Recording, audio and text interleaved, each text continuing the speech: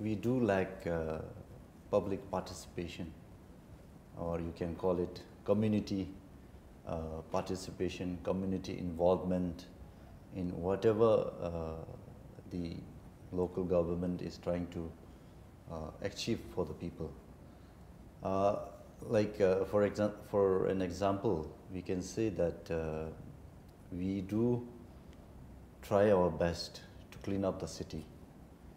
We do try our best to maintain the roads, the drainage, so that the city is clean, the city is not flooded when it rains a lot, because the drains are all choked.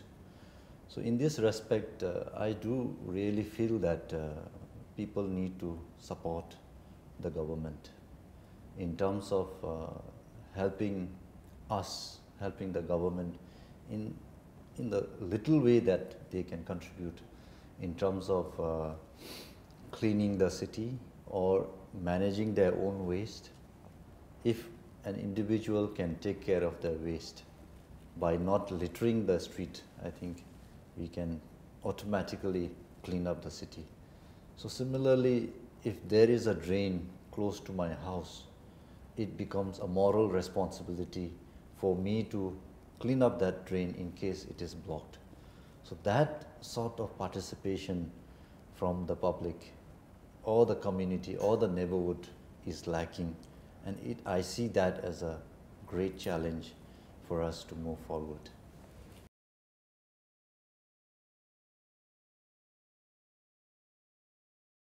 Yes, sanitation in terms of managing waste, managing wastewater is equally a big concern for the city, for the citizens, for the nation as a whole. So we did promote sanitation. We want to do well. We do not want to pollute the environment, pollute the river. So therefore, we looked at various issues concerning sanitation, and the grave concern was on the leakages of septic tanks, the management of the wastewater coming out of the toilets. So some informal settlements do not really have proper toilets, and that was a bigger concern, because those toilets, the outlet, eventually ends up in the stream, and that eventually joins the river. So therefore, it's polluting the environment. It's harming the animals living in the river. So therefore, we are equally concerned. We wanted to say that yes, we need to improve this. If people do not have toilet, we should ask them to build proper toilets, proper septic tanks, proper treatment. The city at large do not really have connection or access to sewerage connections, sewerage treatment plants. So therefore, it's also partly the government will have to invest in the areas where there is no sewerage network, sewerage treatment plants. We need to put in those in place so that government also equally takes care of what sanitation is all about.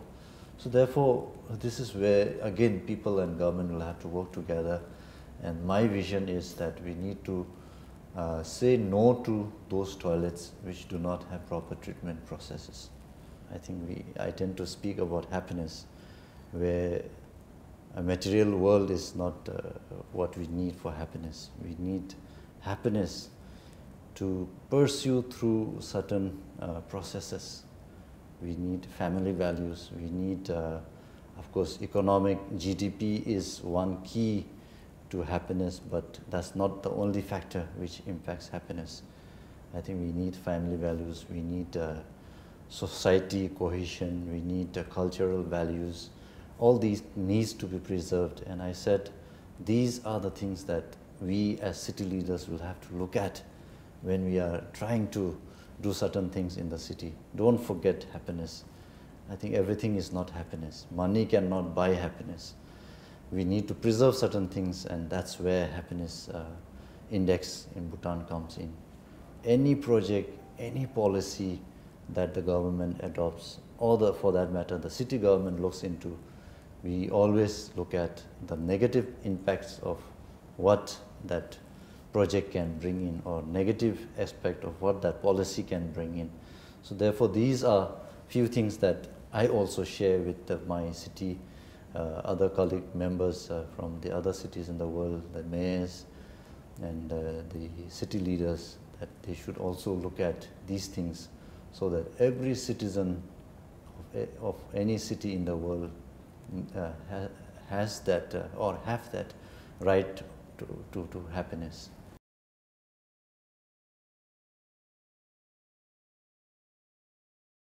We in the process, a small country, small city, has many things to learn out of these conferences, the Mayor's Forum. I really enjoyed sitting there listening the type of problems, the type of challenges that bigger cities face in this world.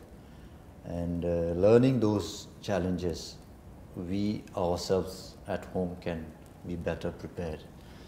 We also looked at the brighter side of cities doing so well, like some cities in Australia, even Singapore is doing so well in terms of managing housing, managing the environment, with so many equivalent challenges that Singapore faces.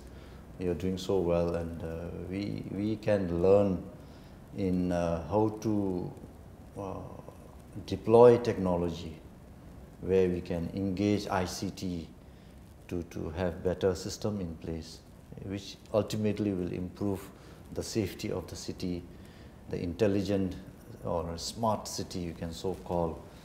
We definitely envy these sort of cities in the world, and I definitely would like to dream that Thimpu city should also be pursuing that road, where ultimately our citizens can enjoy technology, enjoy ICT, and we have a better future.